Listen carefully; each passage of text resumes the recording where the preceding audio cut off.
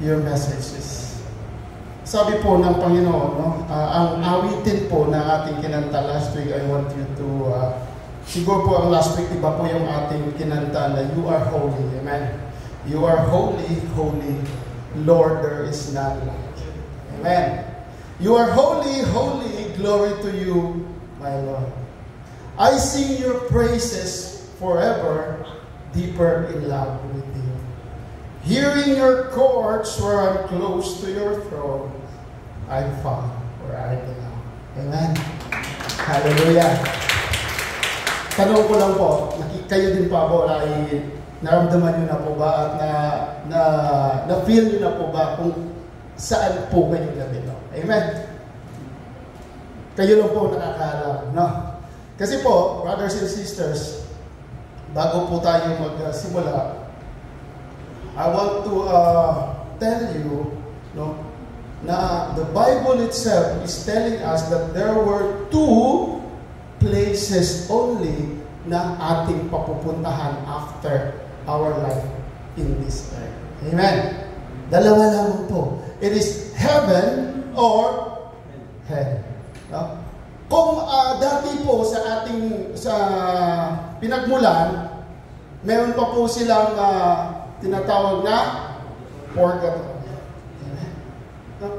A place where yung mga tao ay tinotorment kasi may pagkakataon pa para pumunta sa langit.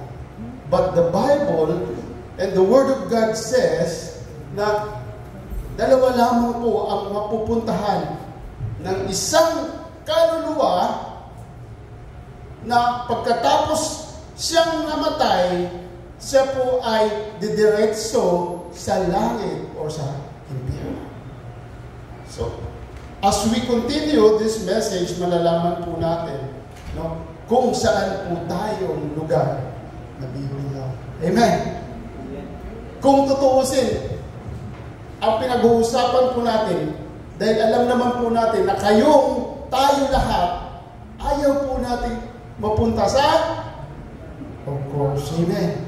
That's why we are here, no, to listen the message of the Lord, where it is a message of Paul, no, that was taken from the book of Ephesians chapter 2 verse 19 to 22, no, na ating pinamagatang a place where I belong. Amen. Palakpakan natin ang Panginoon. Hallelujah. I found where I belong. Diba? Napakaganda po ng kanta. So, brothers and sisters, the word of the Lord says na pagkatapos po tayong mamatay, we automatically, no, mapupunta sa langit o sa impyerno. Kaya po, bago po tayo pupunta dyan, ang sabi po sa salita ng Panginoon, alamin po natin muna ang ating kalagayan bilang isang mananampalataya. Amen? Hallelujah. Ang sabi po dito sa salita ng Panginoon, a letter of Paul to the Ephesians, so now, you Gentiles are no longer strangers and foreigners. You are citizens along with all of God's holy people.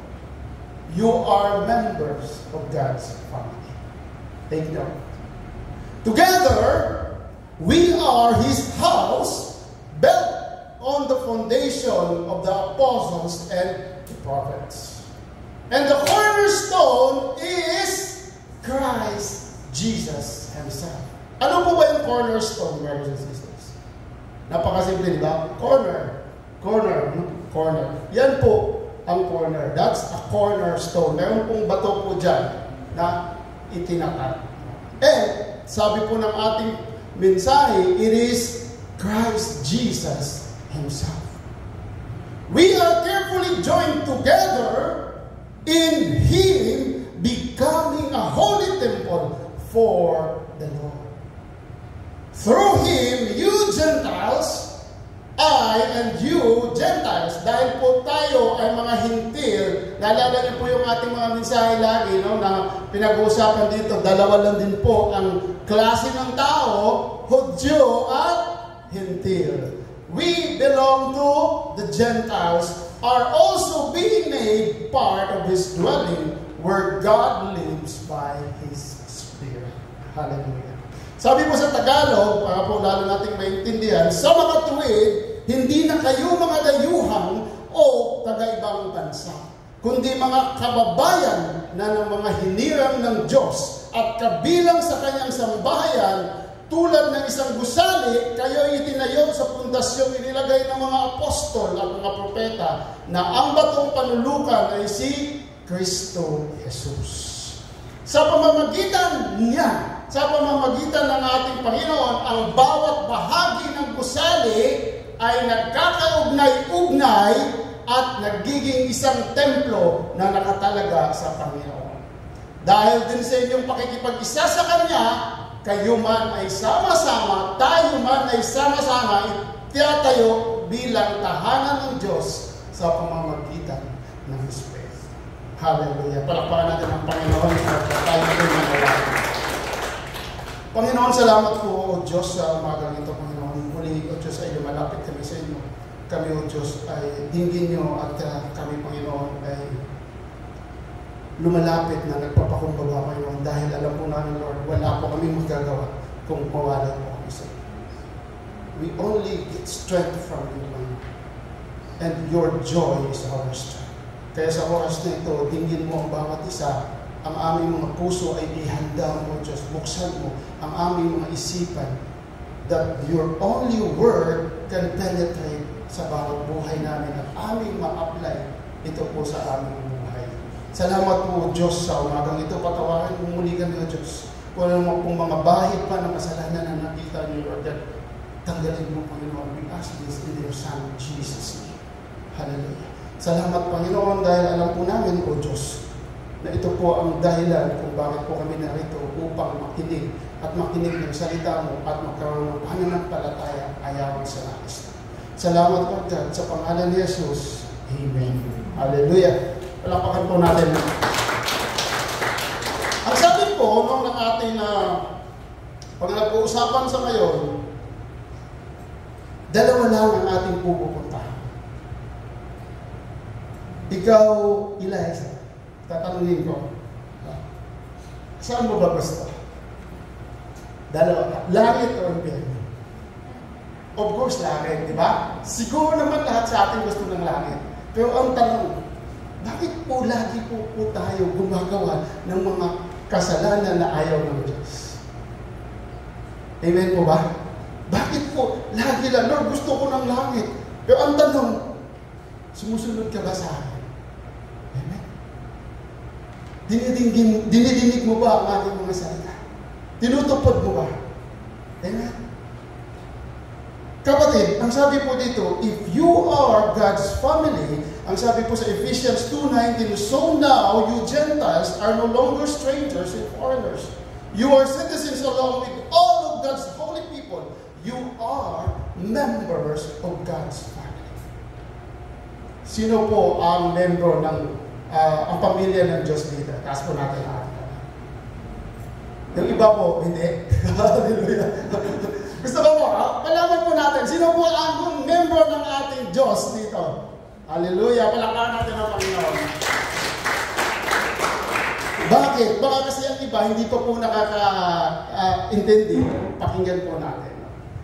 Tama po yun. Ang sabi po dito, lalo po sa mga bago, dati po tayo ay mga hindi. Dati po tayo ay malayo sa Diyos. Dati po tayo ay hindi nakakonect sa Panginoon. But, ang sabi po ng ating salita ng Panginoon, ang sabi po niya dito, sa makatuwid, hindi na kayo mga dayuhan o taga-ibang bansa, kundi mga kababayan ng mahilihan ng Diyos at kabilang sa kanyang sambahayan. Papaano? Brothers and sisters, nakahiwalay po tayo sa Diyos dati. Noong tayo po ay inangkin at inadapt ng Panginoon, tayo po ay kabilang at kabahagi, kapamilya, kapuso na ng Diyos na buhay. Amen! Talakpakan po natin ang Panginoon. Hallelujah! Paano? Titingnan po natin. Paano po ba maging isang pamilya ng Diyos? Paano po ba magiging God? We belong to God's family. Dahil po ang ating pamagat, the place where I belong. Amen. Sino po ba dito, mga kapatid, ang gusto ko lang pong malaman, na alam mo sa puso mo na kabahagi ka na ng pamilya ng Diyos. Of course, sigurado naman po lahat tayo. Amen? And, sino po ba dito na once meron kang, katulad po ng ating church na ito, if you feel that you belong in this church, of course, kabilang ka ng iglesia ito. Amen? Kabahagi ka. Amen? So lahat po ng ating ginagawa po dito at lahat po ng ating mga lahat po ng ating activities, kabahagi ka. Amen? Kaya po lahat po ng ginagawa natin dito, be a part of this family of God. Amen? So, intindihin po natin, no, that the Jews and the Gentiles ay magkaiba. But once, dahil po inangkin na ng Panginoon itong mga hintil, we become as one. Amen. Ang sabi po dito in Romans 11, chapter 11, verse 17 to 21, napakaganda po nito, mga kapatid, tingnan po natin. But some of these branches from Abraham's tree, some of the people of Israel have been broken off. And you Gentiles who were branches, ano po tayo? Ano po tayo? Sanga. Amen? Sanga po tayo. Ano po dati ang sabi ng ating mensahe in John 15? We are the branches. Tama po na? Tama po. In John 15, no? Tayo po ay mga sanga na nakakonekta sa puno. Amen. Sabi po dito, and you Gentiles who were branches from a wild olive tree have been grafted. Idinugtong, kumbaga, nakita niyo naman po siguro na pag ito po ay sanga, pinuputol po to, ginigraft po yan. No? Ibang puno ay yung dulo ng puno sa sanga ng puno ginagraft. Dinugtong. Sabi po dito, so now you also receive the blessing God has promised Abraham and his children, sharing in the rich nourishment from the root of God's special olive tree. So kung ikaw ay nag-grafted, ikaw ay dinugtong na, so you have the rights. No? You have the authorities. Lahat po na meron ang Diyos, meron ka. Amen. Kasi po, nakakonekta ka sa puno. Ang sabi po dito, but you must not brag about being grafted in to replace the branches that were broken. You are just a branch, not the root. They know. Amen. Saan lang po tayo, hindi po tayo ugat. So maaaring pwede pa po tayo putulin. Once we are grafted at tumubo na po tayo, can we see the picture? Mayroon po dyan, RJ. Ito po, para mas malinaw. Ito po, para po maintindihan natin, this is the tree, the puno. Ito po, ang ugat ay ang ating Panginoon Jesus, the Messiah. And this is the Israel, the block. Lahat po yan Israel dati. No? Jews. Lahat po yan Jews. Siguro naman nakikita niyo naman, the natural branches of Israel who received Messiah. Take note, nakita niyo mga kapatid. Ano po yung nangyari dito? Natural branches broken off through unbelief. Mayroon pong mga Hudyo na pinutol dahil hindi po sila naniniwala at nanampalataya. Are you excited? Hello. Can I hear a loud amen? Are you excited? Amen. Bakit? Dahil nakita nyo, sino po to ang bagong sanga? Wild branches grafted in Israel who received the Messiah, which is you and me, Gentiles, are grafted in this tree. Amen. Kapatid, pag ikaw ay tinanggap mo ang Panginoong Jesus sa buhay mo at nananampalataya ka, naniniwala, ano meron ka? Buhay na walang hanggan. Amen. That's why, brothers and sisters, huwag mong sayangin. Huwag po nating sayangin yung pagiging Kristiyano natin, pagiging mananampalataya natin.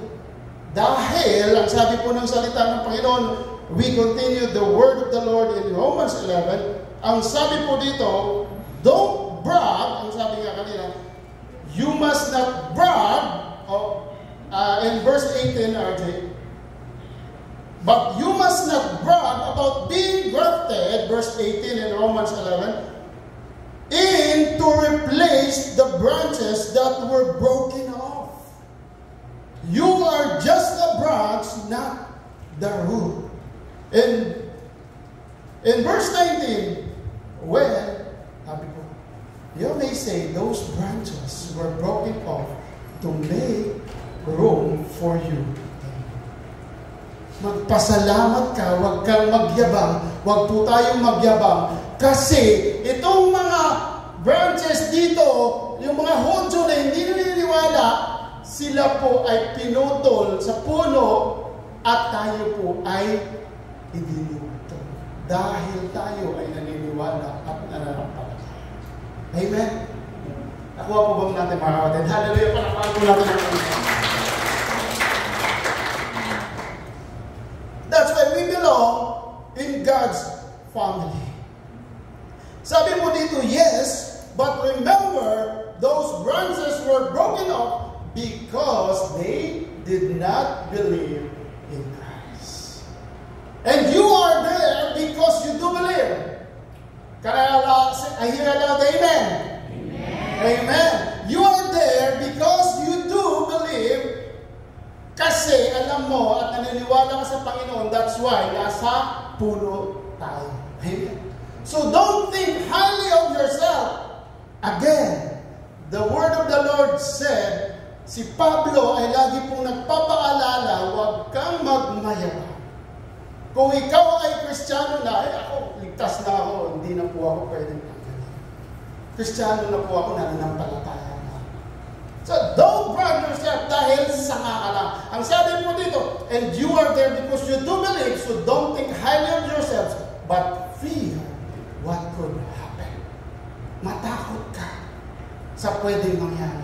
For if God did not spare the original branches, amen? Tingnan po natin ulit yung picture, RJ, please. If God did not spare the original branches, kapatid, hindi ka nadugtong. Amen? Napakasimple na po. Sabi po dito, kung hindi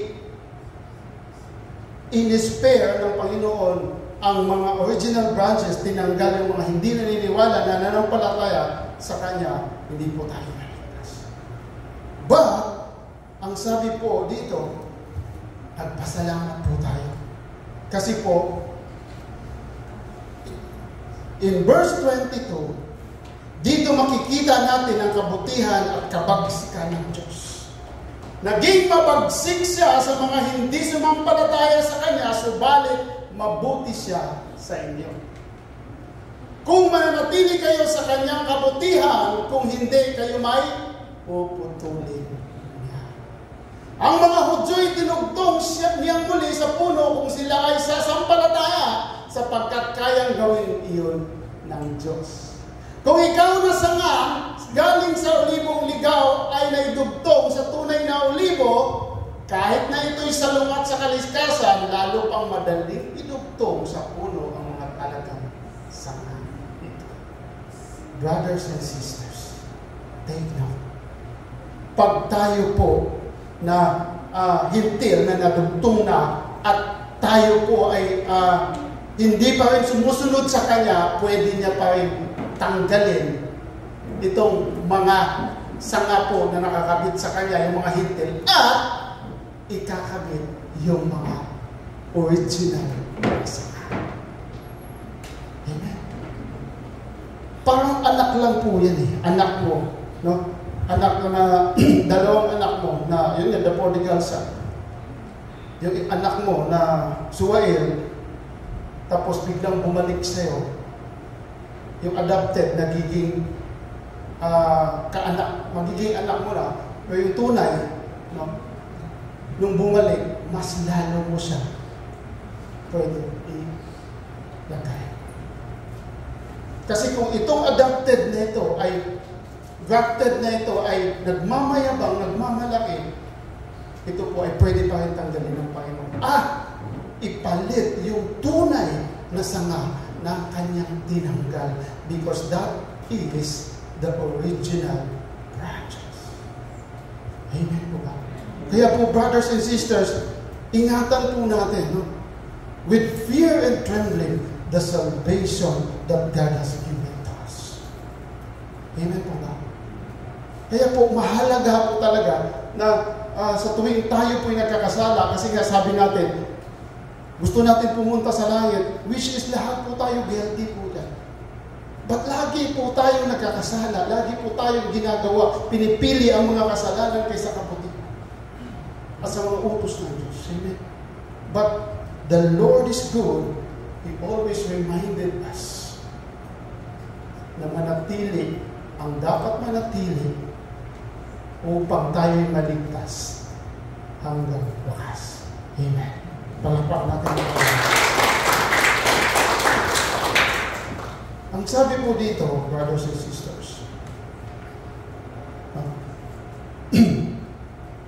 in those times, ang Panginoon po ay talagang napakabuti. Kasi po, in original concept of God, ang original plan ng Diyos, ito lang po ang Hudyo ang dapat maligtas. Pero bakit ginawa ng Panginoon, binigyan niya tayo ng tsansa, binigyan niya tayo ng pagkakataon upang maligtas? See how that God's grace is open for you. Kaya po, sa bawat oras, sa bawat araw ng buhay natin, Lord, napakabuti. Think about your salvation. Think about our salvation. Despite of all circumstances, despite sa mga nangyayari sa buhay mo, sa buhay ko, there is always the good part, no, na laging mangingibabaw sa bawat buhay natin. Amen. Palakpakan natin ito. Napakabuti ng Diyos. And you know what? Ang sabi po dito sa kanyang salita, you are no longer a stranger. I am no longer a foreigner. But we belong in God's family. Bakit? Dahil tinanggap na natin ang Panginoong Hesus, naniwala na ng palataya, na muhay ayon sa kanyang kalooban, tayo po ay ligtas. Manatili, sumunod. And you know, you are not an alien. I am not an alien. Sa totoo lang, pansamantala lang po talaga ang bawat buhay natin. Yung limpak-limpak na pera yan, hindi mo madadala yan. Diba? Napakaganda pala nun ng madaming pera. Pero mas napakaganda kung tayo po ay nakakabit sa puno. Amen! Hallelujah! Woo! In John 3, verse 3 to 7, hallelujah. Jesus replied, I tell you the truth. Amen. Unless you are born again, you cannot see the kingdom of God. Ayan na naman, born again na naman. Sasabihin na yun. At tatawa si brother, born again na naman. Praise the Lord, hallelujah. Brothers and sisters, This is the word of the Lord at ito po ay tunay at totoo. Maniwala po tayo. Pag ikaw po ay hindi pa born again, ibig po sabihin wala ka pang relasyon na tunay sa Panginoon. Sabi nito, what do you mean? Exclaimed Nicodemus. How can an old man go back to his mother's womb and be born again? Paano ako ma-born again? Tao muli, unlock, tanda-tanda ako na. Jesus replied, I assure you, no one can enter the kingdom of God. Amen. Without being born of water and spirit. Humans can produce only human. Animals can produce only animals. But, hallelujah, the Holy Spirit gives birth to spiritual life. Hallelujah! Bakit? Paano mo magkakaroon ng spiritual life?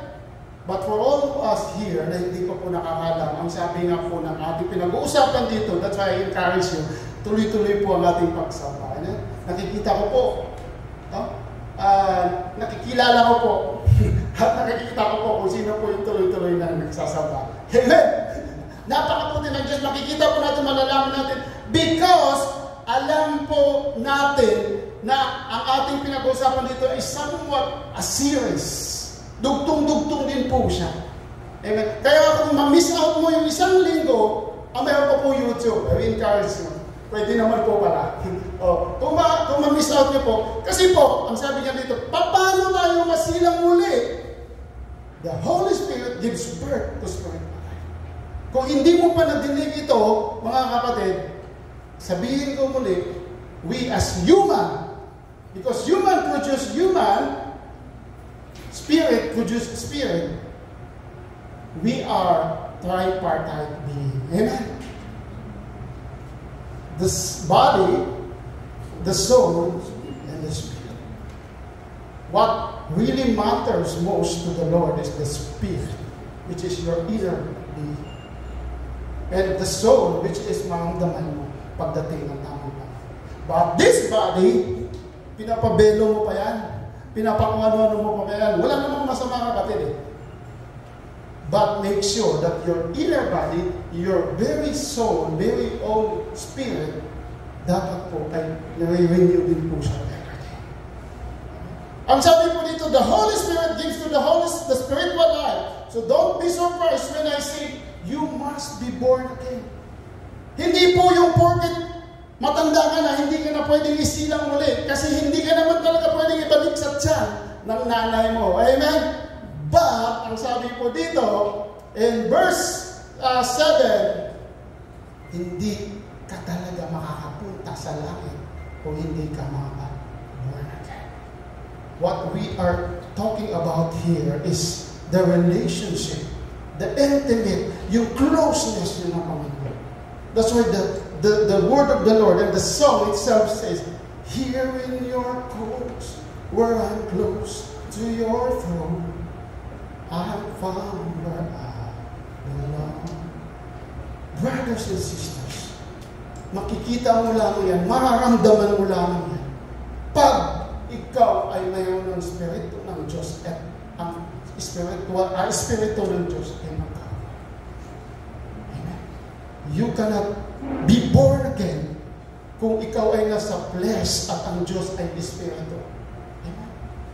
In John 3:23 and 24 says, the Spirit or the Lord is looking for those who worship the Spirit and in truth. The worshiper who worship in spirit and in truth. Kung ikaw ay looking and longing sa pagsamba sa Diyos, sa Espiritu at katotohanan, kapatid, you are in alignment with the Lord. Amen. Kaya po, hindi po pwedeng ang flesh natin ito, which is natin lagi pong nangunguna kaysa sa Espiritu, lagi pong nangingibabaw, kaya po hindi po tayo magiging align sa gusto ng Diyos sa buhay natin. That is the message of the Lord na sinasabi, you must be born again. And it is said na you cannot see the kingdom of God. Hallelujah. Totoo po to, hindi po to biro. And Romans 11:25, ang sabi po dito, mga kapatid, this is the mystery. Isang hiwaga ang nais kong malaman ninyo, ang sabi po ni Pablo, upang hindi maging mataas ang palagay ninyo sa inyong sarili. Ang pagmamatigas ng Israel ay isang bahagi lamang hanggang sa mabuo ang takdang bilang ng lahat ng mga hintil na lalapit sa Diyos. Paano? Brothers and sisters, this is the mystery of the Lord na medyo malawak po siya. But think about this. Tingnan niyo po ito pagdating niyo sa bahay niyo. Pag-aralan niyo din po ito. Nung ating pong pinag-aralan, the Gentiles was connected to the tree, to Jesus, ay meron lamang pong numbers. Meron lamang po siyang limit. Mind you, mga kapatid, if you are one of them, huwag ka nang umalis. Amen. Huwag ka nang umalis kasi bakit? Ang sabi po dito, if the Gentiles ay ma-reach niya na yung fullness, ay wala na po mamimitas. Sabi po dito, ang pagmamatigas ng Israel lamang, kaya po tayo ay naligtas. Isang bahagi hanggang sa mabuo ang takdang bilang ng lahat ng mga hintil na lalapit sa Diyos. We don't know the number. Hindi po natin alam kung ilan yung number. Maybe 1 million. Ilan po tayo dito? Ang buong mundo ay 8 billion, if I'm not mistaken. Tama po ba? More than 8 billion. And ilan po yung nakatanggap sa Panginoon? Ilan po yung Hodyo? Ang Jews, sabihin mo, 1 million. Yung hindi tumanggap, yung tinanggal, sabihin mo, 1/4 of million, 250,000. And yung Gentiles, for example, this is not an exact number, pag-uusapan na natin, the fullness of Gentile is only, for example, this is only my opinion, and for example, in order for us to have a good illustration, for example, it is 250,000 brothers and sisters. Pagkabilang ka sa 250,000 na yan, huwag ka nang umalis. Kasi maaring bumalik yung naputol na sanga na Hodyo at ipalit sa iyo. Amen. Yun pala po ang tinatawag until they reach the fullness of Gentiles. Mapalad po tayo. We are so blessed. We are so lucky.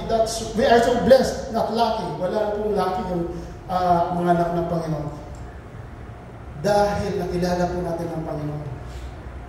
At nawa, lagi po nating manatilihin, lagi po nating panalangin na meron po tayong katatagan, kapanatagan, kapayapaan na manatili sa puno ng Panginoon. Amen. Palakpakan natin ang Panginoon. Sabi po dito, we as the members of God's family, dapat po masaya po tayo. Amen. Mayroon bang pamilya na hindi masaya? Siguro naman masaya. Kaso lang minsan, hindi po talaga maiwasan yung may mga problema, especially yung tampo-tampo. Amen? Lahat po yan nagkakaroon kahit sa pamilya, kahit sa magkapatid, kahit sa lahat po yan. But, I encourage all of us, dahil alam ko po yun, dahil naranasan ko din po yan. The Lord impressed me na kung maaari, iwasan na po natin yung tampo-tampo. Amen. Hallelujah. Palakpakan natin ng Panginoon. Ang lakas na. Amen. Kasi po, bakit mga kapatid? Bakit? Kundi hindi ka lang pinansin sa isang church na pinupuntahan mo, hindi ka nababalik. Di ba? Minsan, hindi ka lang kinakausap, hindi ka nababalik. But take note, you are not here to worship human, sabi nga. Hindi ka nandito upang sambahin ang katabi mo ang tao, kundi sambahin mo ng Diyos. That's why sometimes, Pastor, paano kasi nakikita ko na naman siya sa pulpito eh. Diba? Ang sakit ng loob ko sabi. But again, the Lord, the word of the Lord says, as a member of God's family, we have to focus our eyes onto Jesus. Pag kunting sabi lang, lapitan mo na lang, sumama yung loob ko sa iyo, brother. Bakit naman? Ay, naku, biro mo lang yun. O, naman, sige, kapit tayo. Di ba? Ganun lang bagay, no? Pag may tampo po kayo sa akin, sabihin nila ako. But anyway, pag ako naman po ay medyo may tampo, mamaya wala na. But, gaya nga po ng sabi natin, wala na pong tampo-tampo sa buhay Christian. Amen? Hallelujah! Kasi po, bakit? Sa akin pong pagbulay-bulay, the matured Christian, no, ang mature na Christian sa membro ng Panginoon, first, bato-bato sa langit ang tamahan tusok. Una, dapat hindi nalilate sa mga gawain ng Panginoon. Amen? Hello? Sabihin niyo lang po sa akin kung may tampo kayo pagkatapos dito. Delikado po ako. Amen? Tama mo ba? Oh. Pangalawa, hindi po alternate yung attend sa bawat gawain ng Panginoon. Amen? Wala po akong, this is the real attitude. Kasi kaya nga po kung may tali na, di ba yung ibang iglesia mayroong tali yung attendance? Di ba? So that's why, hindi naman po tayo gano'n. We are not dogmatic. Hindi po tayo gano'n. Hindi po tayo na, kapatid. Pero brothers and sisters, alam ko kung nakailang absent ka. At alam ko kung sino yung perfect attendance dito. Amen? Palakpakan natin ang Panginoon. Hallelujah. Hindi naman, but, take note, hindi naman po yan sa laging perfect attendance. No? Kundi, yung talagang tunay na pakikitungo mo sa Kanya. Pangatlo, yung tampo. In order for us, no, na magiging mature sa salita ng Panginoon, wala po ang pinapatamaan that this is the word of the Lord. Ang tamaan, sabi nga natin, tusok. Amen? The Lord will touch you. No? Kasi po, yan po talaga. Tawanan na tunay, no, na pagsamba sa Panginoon. Wala po akong tinitingnan. Bumaya po, pagbaba ko dito. Hallelujah! Palapakan natin ang Panginoon! Amen. Totoo po yan. So, brothers and sisters, ang tanong, if you want to belong to the kingdom of God, no, how much time do you spend para sa Kanya? How much time do you spend with your fellow members? Makapagkwentuhan. That's why po, ano mo po yung church na pag merong bago, i-entertainin natin. Ano? Kasi po, ako din dati, kami din po dati, kung pumunta kami sa ibang church, pag in-entertain po kami, ramdam namin we belong. Amen? Kaya, kapatid, if you are the one, no, na nakaranas ng warm welcome ng taga-BCF, palapahan mo kayo. Hallelujah! Kasi po, dapat po yan po ang ating i-embrace, yan po ang ating i-exercise, yan po yung magiging evident sa bawat isa sa ating makikita. Amen. Hallelujah. So, yun po ang isa sa mga paraan kung paano po tayo mapapabilang as in God's family. Hallelujah. So, in verse 20, po, nagsabi po dito,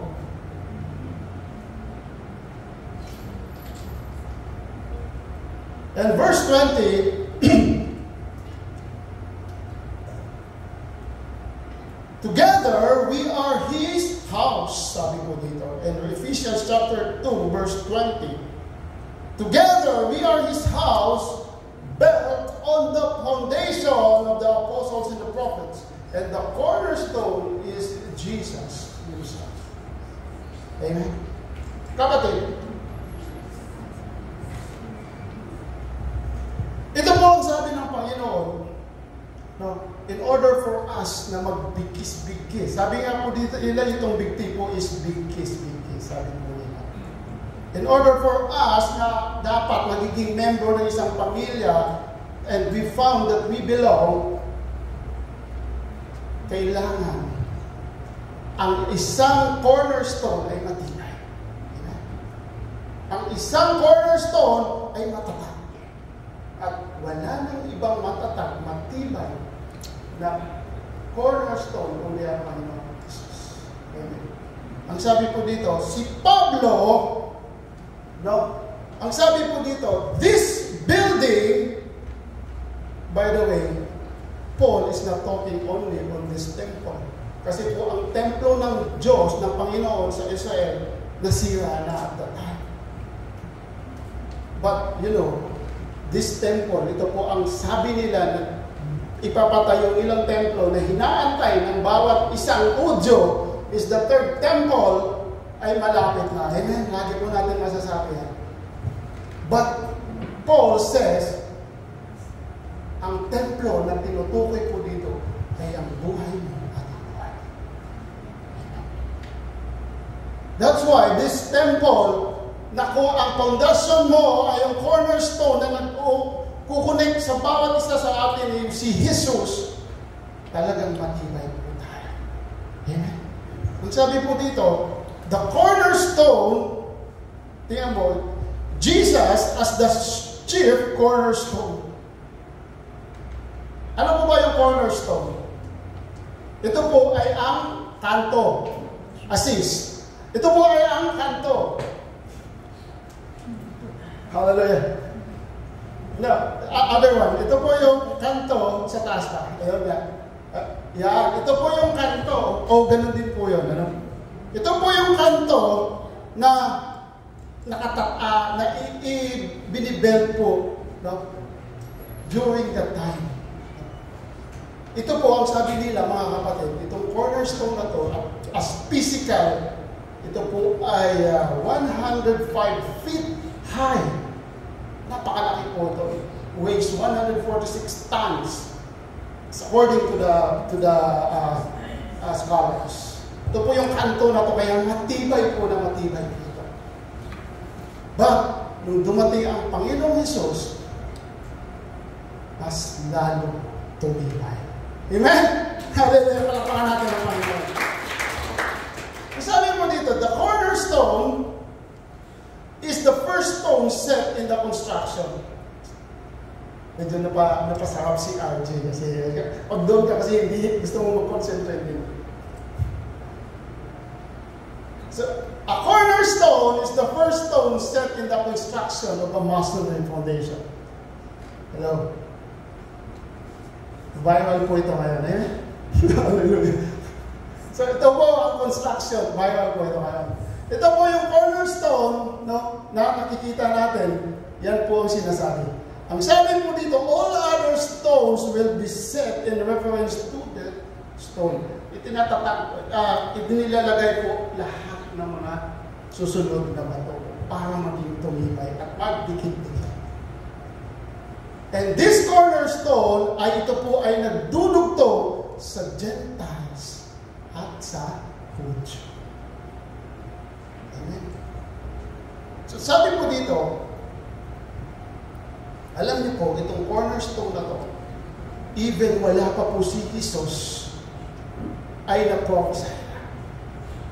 Tingnan po natin sa Isaiah 28:16, ang sabi po dito, therefore, this is what the sovereign Lord says, look, I am placing a foundation stone in Jerusalem, which is yun po kanina.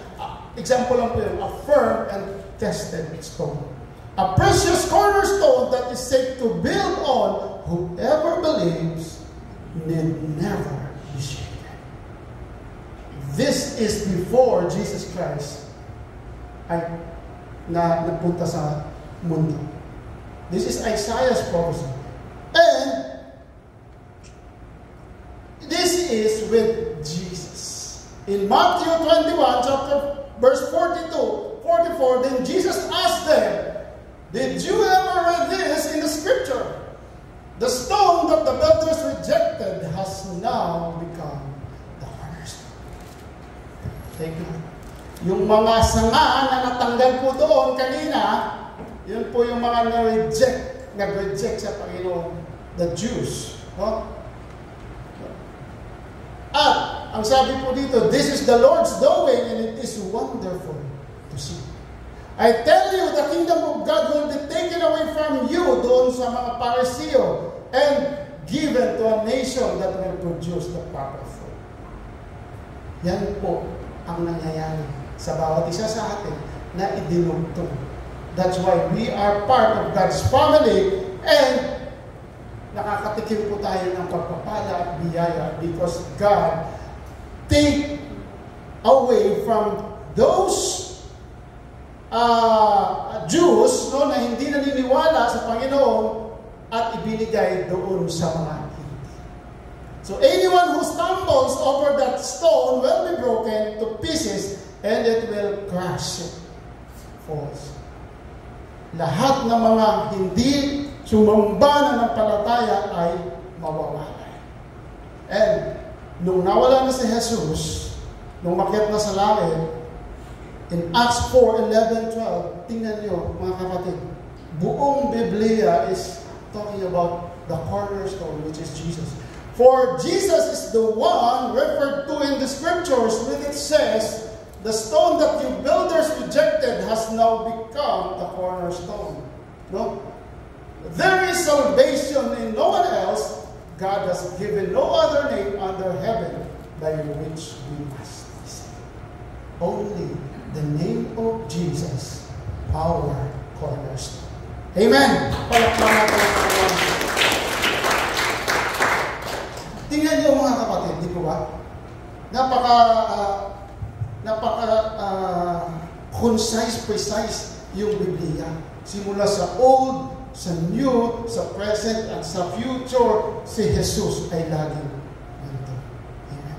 Kaya po, sabi nila, hindi pwede si Jesus ay wala sa Old, si Jesus ay sa New lamang po. Kaya po, encourage you, no, lahat po tayo, magbasa po tayo ng Biblia, at lagi po nating pag-aaralan ang salita ng Diyos na napakaganda. Amen. So, ang sabi po dito, mga kapatid, in our verse, 1 Peter chapter 2, verse 4 to 6, tingnan po dito, mga kapatid. If we acknowledge Jesus as our cornerstone, ang sabi po dito, as you come to Him, you are the living stone. As you come to Jesus, which is the living stone, nung tinanggap mo ang Panginoong Isus, nagiging buhay ka din na temple o living stone. Rejected by humans, but chosen by God and precious to Him, you also like living stones. Paano po yan? Bato na naglalakad. So, I'm being built into a spiritual house to be a holy priesthood, offering spiritual sacrifice acceptable to God through Jesus Christ. Kaya po mga kapatid, habang naglalakad po tayo dyan sa labas, kung saan-saan man, alalahanin po natin that we are the living stone. We are a testament na dapat talaga makita ang ating Diyos na Panginoon sa buhay natin. Amen. Sa totoo lang. For in Scripture it says, see, I lay a stone in Zion, a chosen and precious cornerstone, and the one who trusts in Him will never be put to shame. Ituloy po natin. Now to you who believe, take note, now to you who believe, this stone is precious, but to those who do not believe, the stone the builders rejected has become the cornerstone, and the stone that causes people to stumble, and the rock that makes them fall. They stumble because they disobey the message, which is also what they were destined. Nakatalaga na po sa kanila. And nawa, hindi po tayo. At ang sabi po sa 9, but you are chosen people. Amen! Sino po ang pinili ng Diyos dito? Taas po ang kamay. Huwag po tayong mahiya. Hallelujah. We are chosen people. Woo! Kapatid, kung hindi ka pinili ng Panginoon, wala ka po dito ngayon. Amen? Baka kung saan-saan ka po. Amen. This verse is very powerful. Sabi po dito, but you and me are chosen people. A royal priesthood, hindi ka lang basta-basta, hindi ka lang just.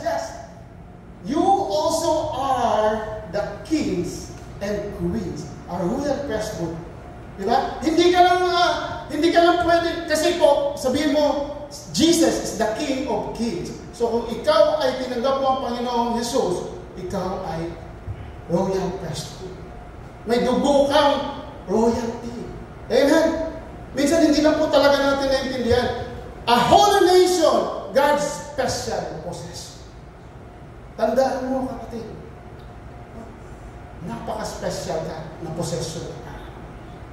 Minsan dinineglect lang po natin, hindi po natin naintindihan kasi sa totoo lang. We are very special to the Lord that sometimes ang masama, ang masakit, nag-isip pa po natin na magpatiwala. Totoo po yan. Special possession ka ng Diyos, tapos sasayanin mo yung buhay. Diba? Napakaganda. That you may declare the praises of Him who called you out of darkness into the wonderful light.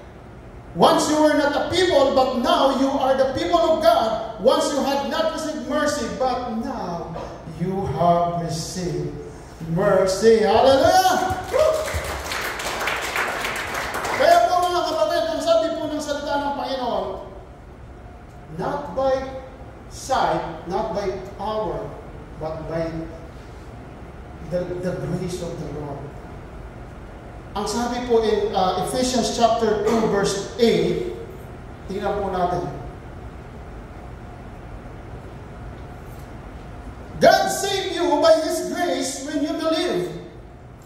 And you cannot take credit for this. It is a gift of God. Ephesians chapter 2 verse 8 to 10. Ephesians chapter 2 verse 8 to 10. Salvation is not a reward for the good things we have done, so none of us can boast. Ang kaligtasan mo, kaligtasan ko, brothers and sisters, ay hindi po natin dapat ipagmalaki. Kasi po, dahil naligtas na po na tayo, dahil sa grasya, sa biyaya ng Panginoon. Dahil nakitaan ka niya, ang puso mo, ang buhay mo, that's why He chose you, and He will make you a royal person.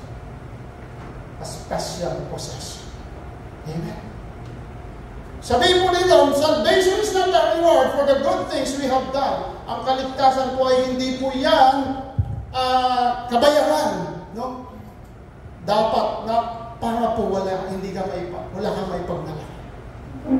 Kung ikaw ay naligtas, dahil lang po sa Panginoon Jesus. Amen. Sabi po dito, for we are God's masterpiece, He has created us anew in Christ Jesus so we can do the good things He planned for us long ago. Matagal na po palang pinaplano ka ng Diyos. Amen. Matagal na po nasa isip ka ng Panginoon, even at the womb of your mother. Nasa sinapupunan ka pa lang ng nanay mo, alam na ng Diyos. Pinili ka na ng Diyos. Amen. Kaya po, minsan, niisip mo, totoo kaya? That's why you are here. Kaya tama. Kaya sumunod ka sa Panginoon, nakinig ka sa Panginoon, tinanggap mo ang Panginoon, brothers and sisters. Palakpakan mo ang ito. Ang sabi po dito, in Ephesians chapter 2 verse 14 and 18, the book of Ephesians, no, mga kapatid, ito po ay napakaganda about the living and the cornerstone. Together as one body, Christ reconciled both groups to God by means of His death on the cross. Nung namatay ang Panginoong Jesus sa cross ng Kalbaryo, tayo po ay nagkaroon ng kaligtasan ng isa. And our hostility toward each other was put to death. He brought this good news of peace to you Gentiles who were far away from Him, and peace to the Jews who were near. sa mga hentel na lumalayo sa Panginoon. No? And now, all of us can come to the Father through this same Holy Spirit because of what Christ has done for us. Ang sabi po dito, the Jews and the Gentiles, nung namatay ang Panginoon, ito po ay nagiging bago. Amen. Tayo po ay naging isa. Amen po ba, mga kapatid? Hallelujah. And now, brothers and sisters, in 1 Corinthians verse 21, so don't boast about following a particular human leader. Kaya kung ikaw ay may mga tao na sinusunod, huwag kang sumunod. Ang Panginoong Hesus ang iyong titingnan sa kanya. Maaaring ikaw ay sumablay. Amen. Sabi po dito, that's why madami po sa ngayon, pag ikaw ay nakatingin sa tao, talagang mahirap. So don't boast about following a particular human leader, for everything belongs to you, whether Paul or Apollos or Peter or the world or in life and death, even these apostles or the present and the future. For everything belongs to you and you belong to Christ. Amen. Ang lahat po ng mga bagay, kung tayo po ay nagiging anak ng Panginoon, lahat po ay nararapat sa atin.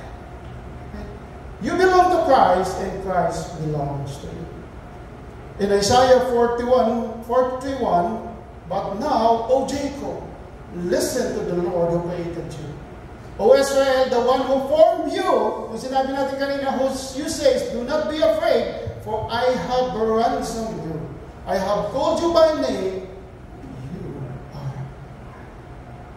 Amen. Inangkin ka na ng Panginoon. Inangkin na po ako ng Panginoon. That's why, wag na po natin sayangin. Sa Tagalog, ang napakaganda, Israel, ito ang sinasabi ni Yahweh na lumikha sa iyo. Huwag kang matakot sapagkat ililigtas kita, tinawag kita sa iyong pangalan, ikaw ay akin.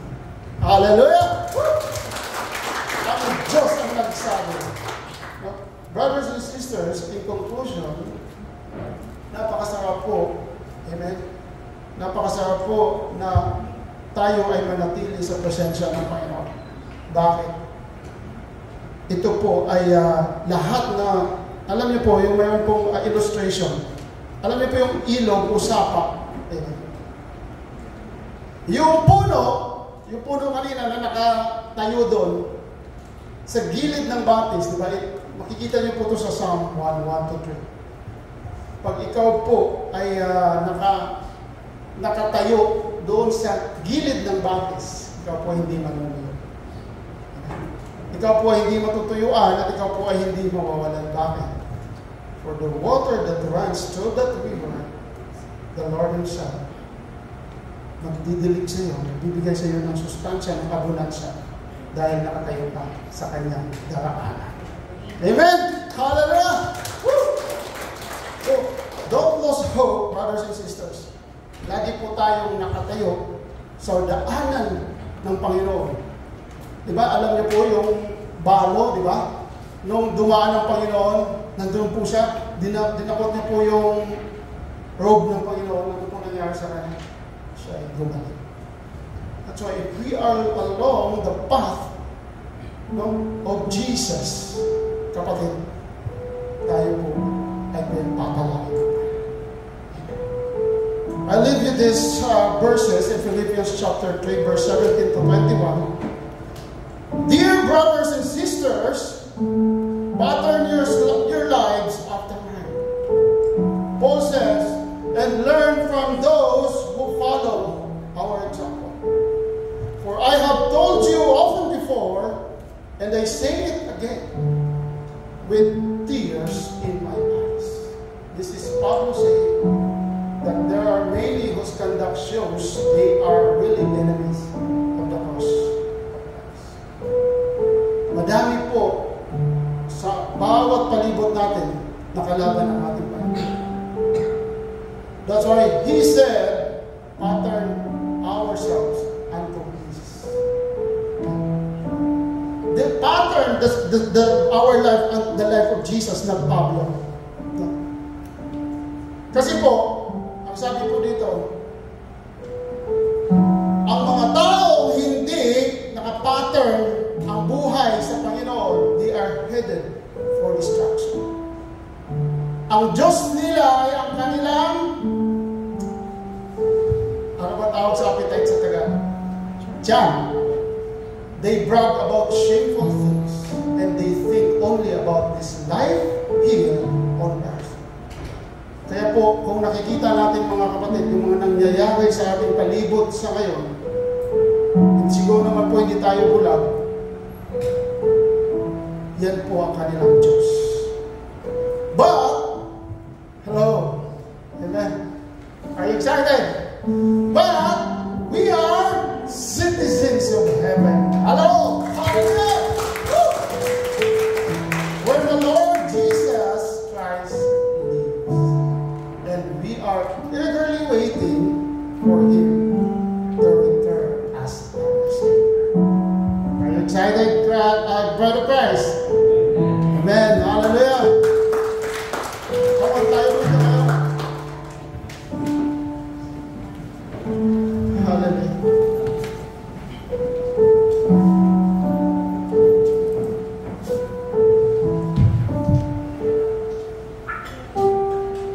Ang sabi po ng Panginoon muli sa ating salita, we are the citizens of heaven. We are longing. We are waiting for His coming. Who is longing and waiting for the King? Taas po natin kamay kung ikaw po yun. Hallelujah.